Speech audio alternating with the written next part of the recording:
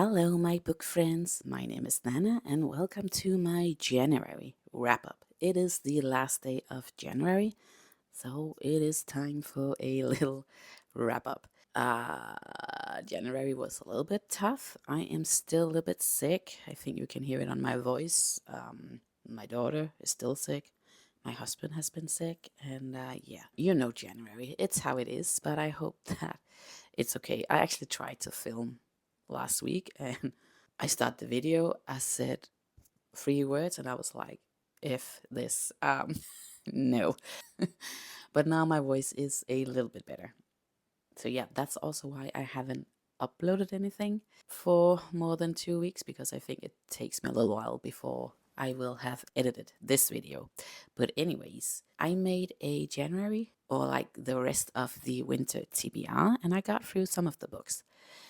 And I made that TBR from other booktubers' favorite books. It was quite random which booktubers I picked. I was just watching through a lot of videos, and then I saw what my audiobook app had available and what I really wanted to read. So these books have been other booktubers' favorite books in 2025. So yeah, I was hoping to get some 5 stars. I did get one, but just one. So I also have 2 books that I read before I made that list. And let's just start with the books that I read first. And the first one is called The Last Two Vanish by Miranda. I think Miranda as a last name, that's pretty weird, isn't it? Like, that's a first name. I am no native English speaking person. But I don't know, that's weird, right? Where was I? Yes, in this book, you do follow Abigail. And Abigail moves to this small town that is really close to the mountains and really close to the Appalachian trails. And she works there at this inn. And yeah, she's been living there for 10 years and she still feels like an outsider. The interesting thing about this town, I don't know if it's like interesting, but many years ago, a group of hikers went missing. And then over the last couple of years, 3 or 4 people have also gone missing. And now the brother of the last person who went missing is staying at the inn where Abigail is working at. And they're like trying to solve this whole puzzle of a mystery. Oh my God. I hate being sick. This book is really slow, but I actually did like that. And there was so much vibe to this book. I mean, the nature, the rough nature, and then people that are going missing, and all of the local people in the small town. What are they not saying? There is so much left unsaid, and there's some things where you're like, what did that mean? Why did she say it like that? And that whole thing was done really well. I'm just all up for nature books, mountain books. I'm not really into cozy fantasy, a cozy cottage, pumpkin spice, coffee, whatever. Cozy vibes, no. But rough nature vibes, mountain vibes, yes, yes. And then, combine that with a mystery where people are going missing. That worked really well for me. But yes, it's a very slow start. So if you're not into that, then maybe this one is not for you. Too bad. Too bad. If you're into the things that I just described, go check this one out. And also the plot twist was also pretty good as well. Yeah, it really was. So a 4 star from me. I think I want to check out more from Megan Miranda. I think she should be called Miranda Megan. Okay, Megan is also a first name. I don't know. Yeah. So the next book that I read, and this book is also not a 5 star books from other booktubers. These were the 2 books that I read before I started my winter TBR, and I'm also going to continue my winter TBR in February. Just so you know, but this book is not from that. So this is no one's 5 stars that I saw, but It actually has a pretty good rating on Goodreads, and it's from Taylor Jenkins Reid, One True Lovers. Water break.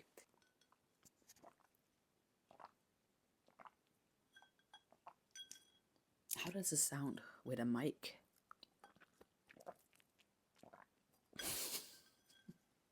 Okay. One True Lovers, yes. I am slowly working my way through Taylor Jenkins Reid's books. Atmosphere is not available on my audiobook app right now. I really do want to read that because that book was on so many people's favorite books from 2025.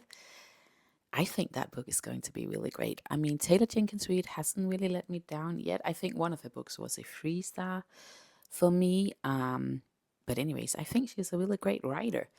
And this book, One True Lovers, is from her earlier works. She did write 4 romance books. They're not connected, but in an interview from her, she says that they are a little bit connected sometimes. You get a character from one of the other books, but yeah, they're not that connected. But I really do enjoy her romance books as well.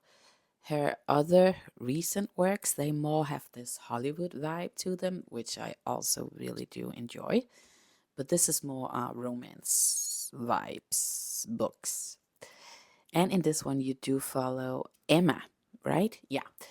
And Emma has a fiance called Sam. And they have a good time. And then this is the first chapter, by the way. She gets a call from her dead husband, and he's like, "Hello, this is Jesse. I'm back." Emma has been with Jesse for a really long time. I think they met in high school, and then he died when she was in her late 20s, and now she's in her mid 30s, something like that. And now she has a fiance, Sam. Yeah, this is a bit of a not a nice situation to be in, but obviously it's kind of nice that your husband didn't die. I wouldn't say it's a love triangle per se. I guess it is, but not like a straightforward love triangle. And I also would say this is not a straightforward cliche romance book as well. You know, a lot of the books are really, cringe sometimes. Romance books. I really do like Taylor Jenkins Reid's books because they go a little bit deeper, and she's also not afraid to write about when love runs out, when it doesn't work out anymore, and stuff like that. And yeah, I really like to get into the mess of these books. And this one did a really good job as well. And I am going to give it a 4 star. I will say, when I was looking back at the books that I have read, I was like, oh, yeah, I forgot about that one. Uh, but, anyways, it is a nice romance book. It's not too cliche, it's not too cringe. I was really emotionally invested, and I got out of it what I wanted. I mean, romance books, sometimes there's just not more to them, but they're still really nice because that's what you need when you read them. Anyways, a 4 star. And I have read 3 of these romance books that are taking place with this crossover theme, and I still have to read the last one. So I think I will do that this spring, maybe. I hope that it will be great as well. After I Do, that's also in this series, was a 5 star for me. That one was really, really good. So another romance recommendation from me. Anyways, let's move on. So the next one is a favorite book from a booktuber that I really do like, Alexander Roslin. And this book was in her top 10 from 2025. And it's a Dutch book. And I do like to read books from around the world. And I was like, this is perfect. Yeah, this is a little bit hard to explain because you have to read the first 80% of this book before you get it. And then you're like, I kind of like want to read it again because now it makes sense. It was really slow. It was painfully slow. And yeah, it's hard to explain. But, anyways, the plot is that Isabel is living at this big house. I think it's the 60s. It's like post, what do you call it? It's the time after the Second World War. And you still see the consequences of that in the Netherlands. Isabel's uncle let Isabel and her brothers and her mother move into this house. He bought it for them. And now that Isabel's mother passed away, the house is going to be her oldest brother's house and not Isabel's. But he's not living there and he's just letting Isabel live there. He's a bit of a womanizer. And then one day he's like, okay, this is Ava and she's going to live with you. And she's like, nah. But she is, because it's his house. So that's really unfair. And I thought that was more like the theme of this book, how unfair it was, because at first it's really unfair, but then it gets a little bit hot and heavy, if you know what I mean, between Eva and Isabel, you know. Yeah.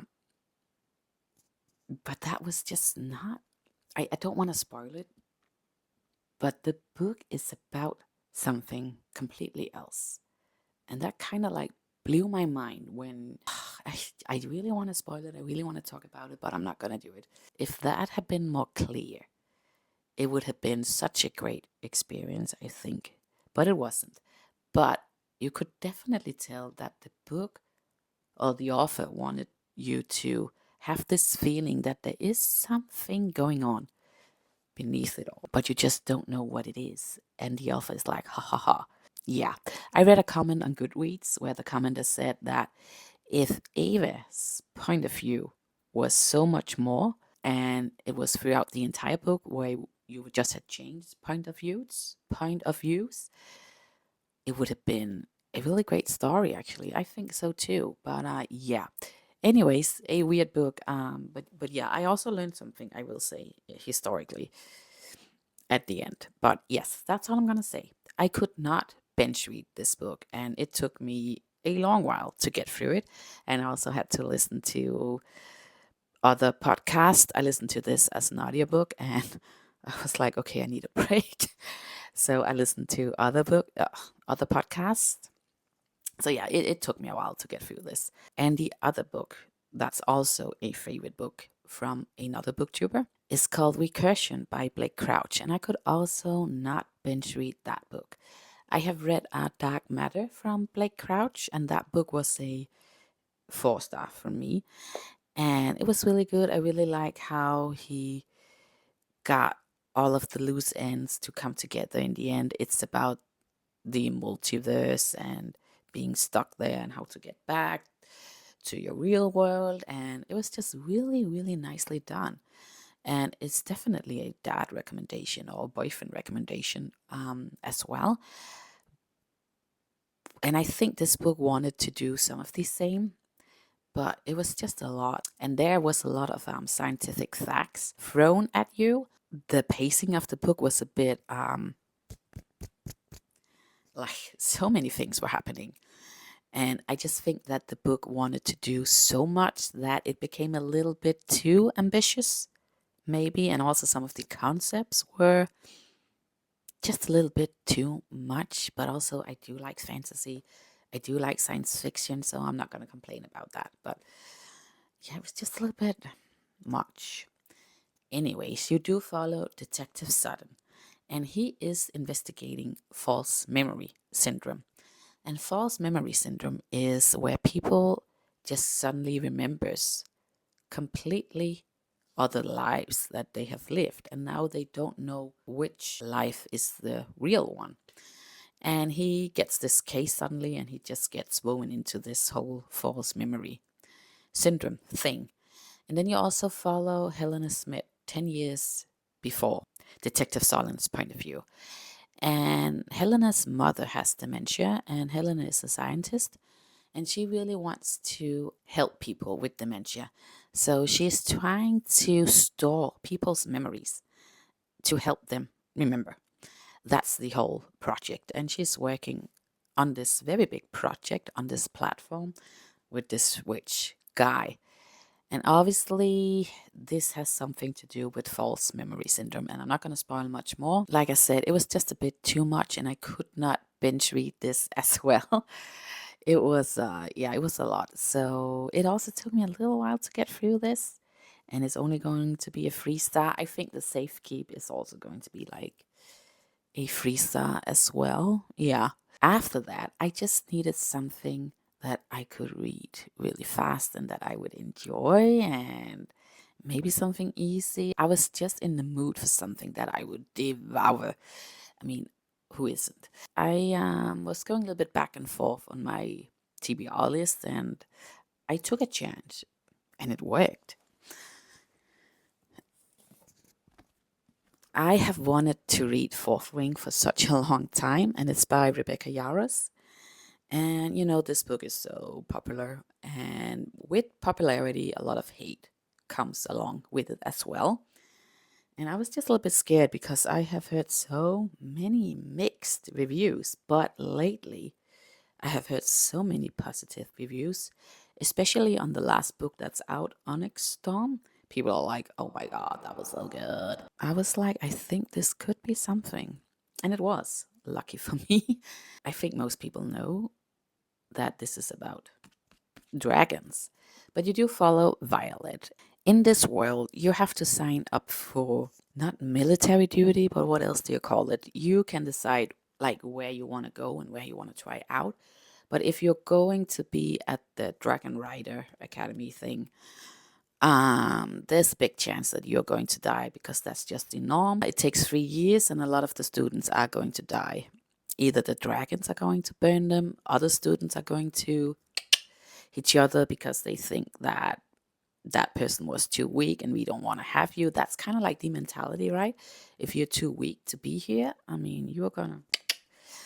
And Violet's mother is this big general. Violet is a small girl, and she never thought that she was going to be at this dragon rider academy school because she's not fit for that.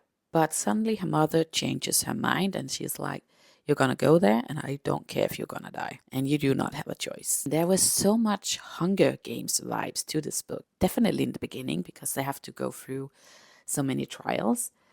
And I was just so hooked. Really. I just finished the book yesterday, and I'm so glad that I picked this up. And I am definitely gonna continue the series in February. I have this as a physical copy, but the rest of the series I have as audiobooks. Yeah, I was so hooked. It was so good. And also the whole thing where the dragons has to pick out their riders, that part was so good. Because the dragons are the ones who decide who they want as riders and not the humans. So yeah, you have the Hunger Games vibes and you have this dragon vibes to it as well. But overall, this is romantasy, and it gets a little bit spicy in the end as well. So if you're not into that, then yeah, this is not going to be for you. It was good. It was really good. I have heard a lot of people say that this is too cliche, it's too convenient. And I can see where they think that it's too convenient, you know, but I was also like, okay, I don't care. The story is still good. I want to continue. And I read this so fast. Like, yeah, this was good. This was so entertaining. Like, it can be a little bit cringe for me. I'm okay. I mean, I was really entertained. So that was it. That was all the books that I read in January. And I hope that you enjoyed this video. And yeah, so how many books was it? 5? The Last to Vanish, One Two Lovers, The Safekeep, Recursion, and Fourth Wing. Yeah, 5 books. But one of them was in December, end of December. But anyways, not the greatest month in, what do you say, in how many books that I read. But I found a really good series. So I am quite happy with that. So yeah, I hope that you enjoyed this video and that you found some inspiration and that I will see you in another one. Yes. Take care.